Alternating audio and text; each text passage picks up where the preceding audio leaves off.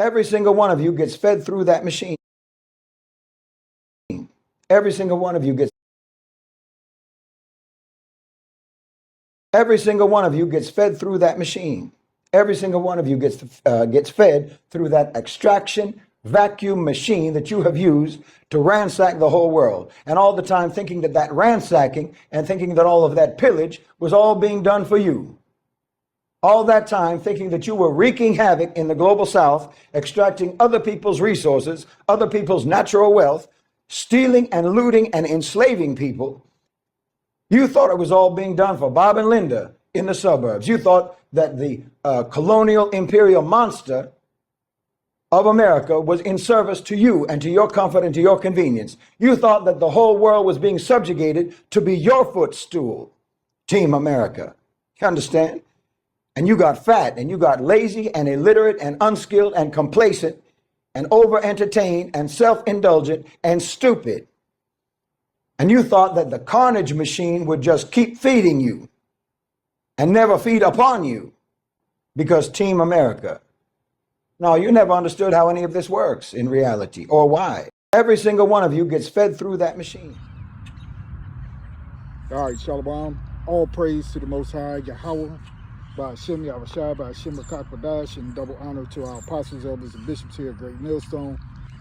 For teaching this truth is going all around the earth, and Shalom to the hopeful elect out there. It's your brother Atazawan back with another quick lesson, and we're going to have that clip with, I think his name is Shahid Bolson, if I'm not mistaken. Anyway, I'll insert this short video by him. And basically, he goes into the terror of this kingdom and what it has done to all the other nations and to the people of the earth. And now it is on its way out, okay? He goes in, talking about the injustices, right? In which Esau Edom has gone into all these other countries to confiscate their wealth, their minerals, all right? To make themselves the rulers, as it were, the rulers of the earth, in which we know the earth was given into the hands of the wicked, right? What I have to say about him is, he has some very insightful thoughts at times. Now, I don't know if he's actually an Edomite or not. I think he is from America. I don't know where he lives. He lives somewhere abroad, I would imagine. But, he does have some insightful thoughts, okay, not based on scripture, okay. Whether he could be a Jake is quite possible, but he does, if not, he does still show a disdain for the rich elite, the international banking families, these liars and thieves, all right, and manslayers, right, these enslavers who want to enslave everyone upon the planet. Okay, and it just kind of reminded me of a few scriptures that I'm going to get, Lord's will, and we'll read a little bit about it. And of course, as brothers and few sisters out there, we're familiar with the Apocrypha, but it's reminiscent of what we find in, 2nd Ezra chapter 11 and 2nd Ezra chapter 12. You go read those if you never read it, but it gives the breakdown of all the different Caesars and so forth, right? What's it called? Triumvirate. I can't pronounce that word. I always had trouble with that word. But anyway, it talks about the three heads, okay? Going into the leaderships of all these different Caesars and the feathers and so on and so forth. But there is a part in there that I just want to jump to real quick. In 2nd Ezra chapter 12, and it reads, "And it came to pass while the lion spake these words unto the eagle," and that eagle is representative of what? That kingdom, right?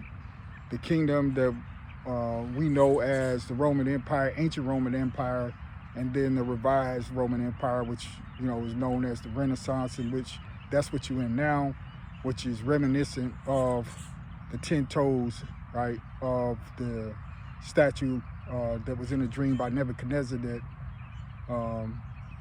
Daniel broke down, Okay, and in this chapter it actually mentions it. I'm gonna see if I can jump to it after I read these first few verses. It says, 2nd Ezra chapter 12 and verse 1, and it came to pass while the lion spake these words unto the eagle, I saw and behold the head that remained and the four wings appear no more. And the two went into it and set themselves up to reign, and their kingdom was small and full of uproar. And I saw and behold they appeared no more, and the whole body of the eagle was burnt, so that the earth was in great fear. Then awaked I out of the trouble and trance of my mind, and from great fear, and said unto my spirit, Lo, this hast thou done unto me, in that thou searchest out the ways of the highest. Lo, yet am I weary in my mind, and very weak in my spirit, and little strength is there in me for the great fear wherewith I was affrighted this night. Therefore will I now beseech the highest, that he will comfort me unto the end. And I said, Lord, that beareth rule, if I have found grace before thy sight, and if I am justified with thee before many others, and if my prayer indeed become up before thy face, comfort me then, and show me thy servant the interpretation and plain difference of this fearful vision, that thou mayest perfectly comfort my soul, for thou hast judged me worthy to show me the last times, right? So it's talking about the last days, the last times. And it looks like it's getting ready to storm here pretty soon. So I'm not going to be that long. And so it goes, let me see here. I'll read just a little bit more here in verse, we'll go down from verse 10 a little bit here. Verse 10, and he said unto me, this is the interpretation of the vision. The eagle whom thou sawest come up from the sea is the kingdom which was seen in the vision of thy brother Daniel, right? So when we look at the book of Daniel, you know, where he broke that dream down to King Nebuchadnezzar, I'll run to it real quick, Salakia, for my hand moving. Okay, let's go over to verse 36 in chapter 2 first. Let's do that. Daniel chapter 2, verse 36, jumping right there. It says, this is the dream, and this is the dream, and we will tell the interpretation thereof before the king. Thou, O king, art the king of kings, for the Most High of heaven has given thee a kingdom, power, strength, and glory. And wheresoever the children of men dwell, the beast of the field and the fowl of the heaven hath he given into thine hand, and hath made thee ruler over them all. Thou art this head of gold, and after thee shall arise another kingdom inferior to thee, and another third kingdom of brass, which shall bear rule over all the earth. And the fourth kingdom shall be strong as iron, right? For as much as iron breaketh in pieces and subdue all things, and is Salaki, and as iron breaketh all these, shall it break in pieces and bruise. And whereas thou sawest the feet and toes, part of potter's clay and part of iron, the kingdom shall be divided, but there shall be in it of the strength of the iron, for as much as thou sawest the iron mixed with miry clay. And as the toes of the feet, which is talking about the ancient Roman Empire, right? Because they used a lot of iron back then for all their military might, right? And going on, it says, verse 42, and as for the toes of the feet were part of the iron and part of the clay, so the kingdom shall be partly strong and partly broken, which is going into the dead of this place.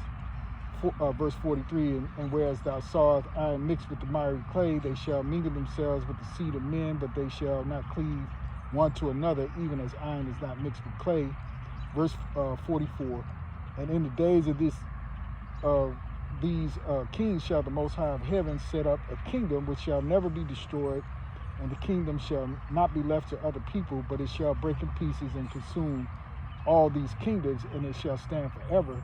For as much as thou sawest that the stone was cut out of the mountain without hands, and that it brake in pieces the iron and brass and clay and silver and gold, the great power had made known to the king what shall come to pass hereafter, and the dream is certain, what?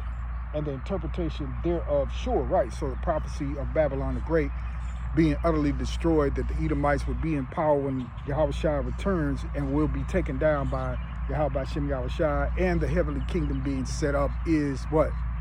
Thereof sure, right? So it will happen. There's no way to get around that. All right, so going on to this, then it says, let me see here. Then the king Nebuchadnezzar fell upon his face and worshipped Daniel and commanded that they should offer an oblation and sweet odors unto him. The king answered unto Daniel and said, of a truth it is that your power is a power of God, and a Lord of kings, and a revealer of secrets, seeing thou couldst reveal the secret, right? So Daniel broke the dream down to him because he couldn't understand it, right? So he gave him the interpretation of the statue that he saw in his dream. All right, so real quick, we'll jump over to Daniel 7. Let's see here.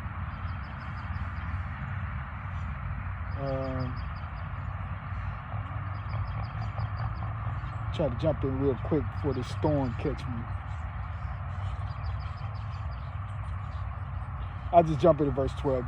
Daniel 7 and 12, it says, as concerning the rest of the beasts, they had their dominion taken away, yet their lives were prolonged for a season of time. I saw in the night visions, and behold, one like the Son of Man, right, came with the clouds of heaven and came to the Ancient of Days, and they brought him near before him, and there was given him dominion and glory and a kingdom that all people, nations, languages shall serve him. His dominion is an everlasting dominion which shall not pass away, and his kingdom that which shall not be destroyed. See, and that's like what was read in Daniel 2. Going on to verse 15, it says, I, Daniel, was grieved in my spirit in the midst of the body, and the vision of my head troubled me. I came near unto one of them that stood by and asked them the truth of all this. So he told me and made me know the interpretation of the things.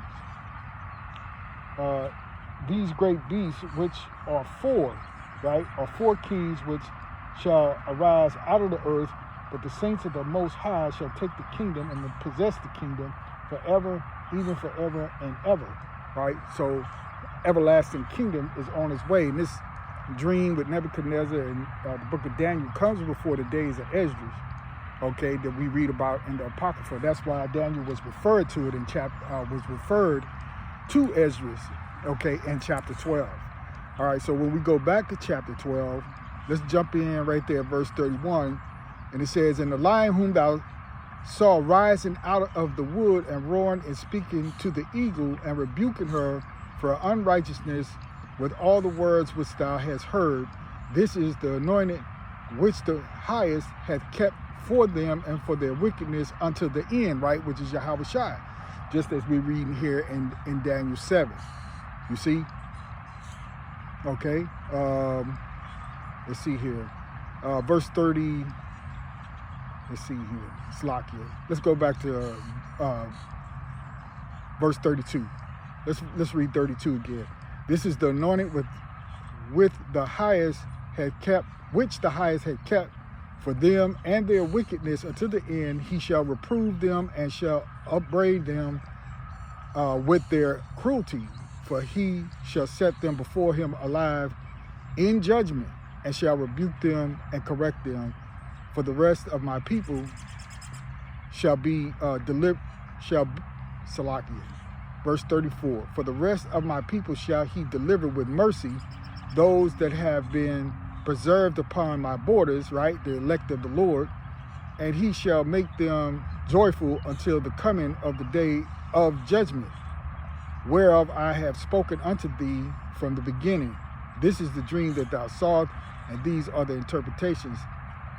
Verse 36, thou only hast been meet to know the secrets of the highest, therefore write all these things that thou hast seen in a book and hide them, right? So everybody in the world, again, we repeat this over and over, even 2/3 of our own people are not going to understand the scriptures. They're not going to understand the secrets, right? All right? Because the Lord is not dealing with everybody, but he's dealing with his elect and have opened their minds through the Spirit, right? Through the Ruach Kodesh, right? To understand what the scriptures are speaking of, right? The Lord Yahweh Shem Yahushua has sent the men, the true prophets, starting here at Great Millstone with our elders, apostles here at Great Millstone, right? Because we entered, again, as we say all the time, into their labors to understand the scriptures, okay? So it's only a select few, or as it were, an elect that will receive the truth of the scriptures, right? Verse 35, this is the dream that thou sawest, and these are the interpretations. Thou hast been meet to know the secrets of the highest. Therefore write all these things that thou hast seen in a book, and hide them, and teach them to the wise of the people, whose hearts thou knowest, may comprehend and keep these secrets. Okay, so this is why also a lot of people cannot understand, okay, because they're really secrets, right? Meant for the elect to receive. Okay, and Lord's will, we're part of that number. All right, but listening to Shahid Bosen, right? I believe, like I said, that's his name, if I haven't botched that up. You know, it reminded me of those two scriptures, or three scriptures, Daniel 2, Daniel 7, all right, 2nd Ezra, where you can read chapter 11 and 12, okay? But that's what it reminded me of. You know, the cruelty that this man has performed here in the earth against all people, you see? And it's gonna take Yahushua to deal with it, right? To yank his ass out of power, to put him in captivity, and then ultimately get rid of him, right? It has to take the Almighty, you know, the Almighty's power to get rid of these devils, okay? So anyway, those are my thoughts on that little clip. Like I said, I'll insert it either before or behind this short lesson, all right? So Lord willing, you know, it was edifying. It was a chance to get out before it starts storming anyway, to do a short lesson, all right? So with that, I end the lesson right there. All praise to the Most High, Yahweh, Ba'ashem, Yahushai, Bahashem, Rakakwadash. Double honor to our apostles, elders, and bishops here at Great Millstone. Shalom to the hopeful elect. Lord willing, I'll see you once again real soon with another lesson. Shalom.